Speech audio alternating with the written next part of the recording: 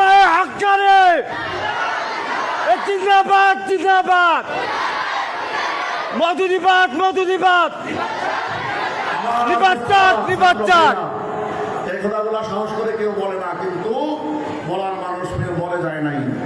এখনো আমাদের মধ্যে সেই মানুষ আছে তাদের কত ভেচ্চা করে বলে দেবে তোমরা ইসলামের নামে কলঙ্ক ছিলে আসো, তোমরা করলে তোমরা কলঙ্ক হিসেবে এই দেশে থাকবে। ঠিক যারা মজুরিদেরকে, যারা ইসলামকে, যারা এসে হাওয়া দিচ্ছে, মনে রাখবে সময়ের অপেক্ষায় থাকুন।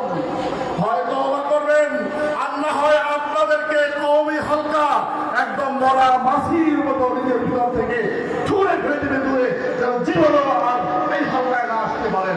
এই জন্য আমাদের দোয়া, অতি সত্য তওবা করুন।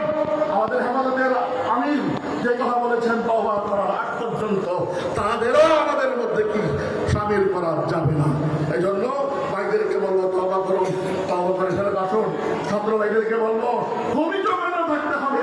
এই মুহূর্তে খাসিম যদি থাকতেন আজকে রক্তে বুকে রক্তক্ষরণ হয়ে দিল হয়, উনি যদি থাকতেন তাহলে হয়তো বা আমাদেরকে এই দিন দেখতে হতো না।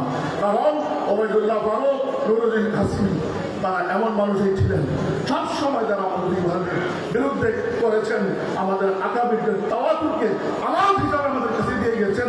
সেই আমানতের সাথে আমরা এখন খেয়ানত করছি।